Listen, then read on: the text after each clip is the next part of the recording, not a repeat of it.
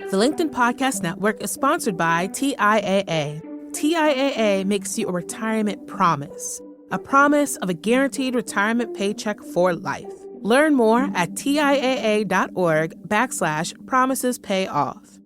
LinkedIn presents. This isn't Western medicine's first ride on the psychedelic merry-go-round. By now, many people know that in the mid-20th century, psychiatrists have been studying LSD for mental and behavioral disorders, and that many of these doctors thought that these substances had real promise. What's less known is that psychedelics had already revolutionized headache medicine. Hi, everyone. It's Tuesday. I'm your host, Michael Kovnat, and this is the Next Big Idea Daily. Have you ever had a really bad headache? I mean a really bad one, the kind that doesn't respond to standard treatments like aspirin or ibuprofen. For people who suffer from what are called cluster headaches, the pain can be excruciating and unrelenting. In fact, with no cure on offer, a number of sufferers have turned to alternative treatments, including unregulated ones like psilocybin mushrooms. The surprising tale of how these unlikely drugs are being used to treat a variety of ailments is told in the new book, Psychedelic Outlaws, The Movement Revolutionizing Modern Medicine by Joanna Kempner. Joanna is an associate professor of sociology at Rutgers, and she joins us now to share a few of her key insights.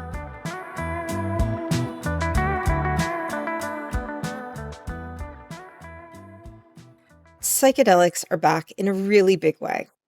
And I'm not just talking about the latest Dead & Company tour. The buzz is real. Every day, new studies highlight the therapeutic potential of psychedelics for conditions ranging from depression and addiction to severe pain. Early on, private donors funded most of this research, but it's now grown into a billion-dollar industry. You can even buy stock in dozens of psychedelic companies. It took a while, but even the U.S. federal government is turning on to the idea. As of now, the FDA is reviewing a submission for MDMA-assisted therapy to treat PTSD. If approved, doctors could soon prescribe the drug that you might remember as ecstasy. Outlaws are changing medicine. To understand how we got here, it helps to know that drug prohibition created a thriving underground where people continued to experiment with LSD, MDMA, and magic mushrooms. The other thing to know is that psychedelic medicine wasn't able to follow the typical drug development process because of these legal and ideological barriers. I only learned about the psychedelic underground in 2012 when I met Bob Wold. Bob told me that he used magic mushrooms to treat his cluster headaches, the most excruciating disease in the world. Clusterbusters, the patient support organization he founded, did something incredible. They began experimenting on themselves to develop a psychedelic protocol that anybody in the world could use if they were in the same kind of pain. And then once they had collected enough data and they secured enough funding, they persuaded Harvard researchers to publish their work. Their story gets pretty wild, but it turns out that partnerships like the relationship Clusterbusters forged with Harvard offer a reasonable model of how scientists work with outlaws like Bob to get psychedelic research done. So while scientists might get the credit, much of their research depends on innovation that happens out of sight.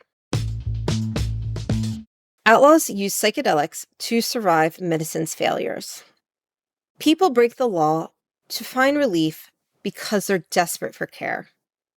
Amid soaring rates of chronic pain and mental illness, many individuals face misdiagnoses, gaslighting, and ineffective treatments.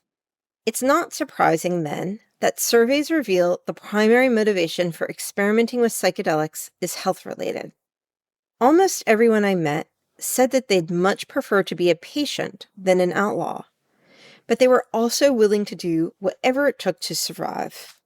Andrew Clemenshaw's story is a stark example of the desperation that drives people to outlaw medicine.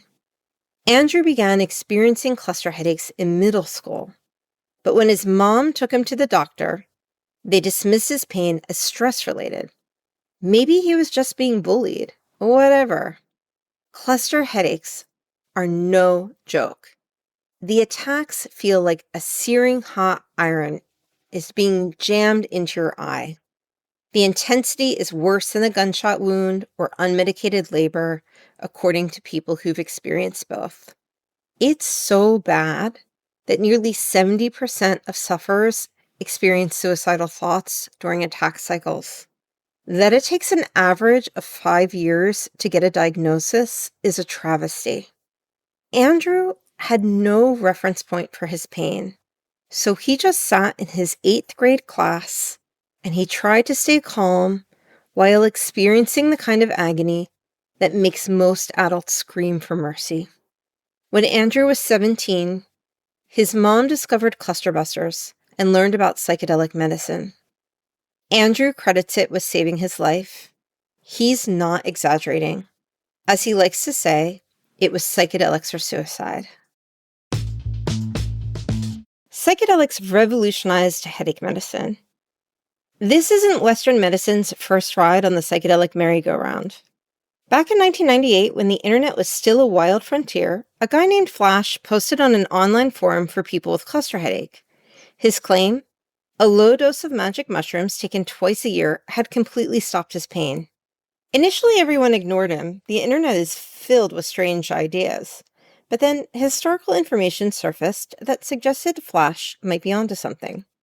By now, many people know that in the mid-20th century, psychiatrists have been studying LSD for mental and behavioral disorders, and that many of these doctors thought that these substances had real promise.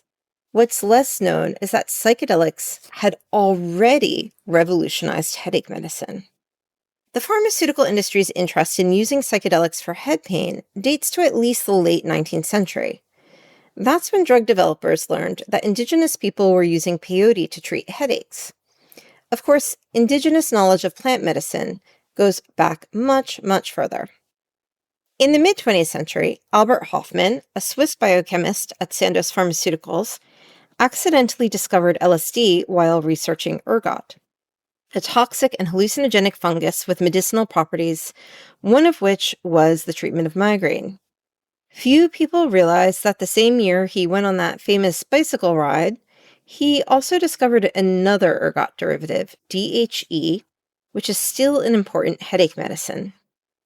By 1959, Sandoz had learned that LSD could potentially treat migraines. But the neurologist doing this research thought that the psychedelic effects of LSD were a bit much for his patients and that they might not be necessary. So Sandoz sent him some of the non-hallucinogenic versions of LSD that Albert Hofmann had synthesized in his laboratory. That's how we ended up with Sansert, a medicine used for decades to prevent both migraine and cluster headache. Unfortunately, Sansert had a rare but serious side effect that limited its use. This forgotten history underscores the urgent need to revisit the medical use of psychedelic substances, not as a last resort, but as a legitimate research-backed option for difficult-to-treat health problems. Psychedelics won't change the world because they can't. That's up to us. Bob Wold, the founder of Clusterbusters, said it best. You can't introduce transformative medicine into a broken healthcare system. Cluster headache might be rare, but people's struggle to get decent care is all too relatable. What good is an effective treatment if a doctor doesn't believe you're in pain? And how helpful is a miracle cure if insurance companies won't cover its cost? I studied Clusterbusters because their psychedelic innovation amazed me. But at the end of the day, their goal isn't to legitimate psychedelics, it's about getting basic healthcare to people in agonizing pain. Changing the world or revolutionizing the medical system can seem to be an insurmountable task. So I'll leave you with some of Bob's hard-won wisdom. Start small, listen, create an environment where it's okay for someone to share their vulnerabilities. Pain isolates, but knowing you're not alone can make all the difference. Hope goes a long way. And while we work for a more just future, know that saving lives means we need to bring some care into this world. All right. Thank you, Joanna. Well, that's our show for today.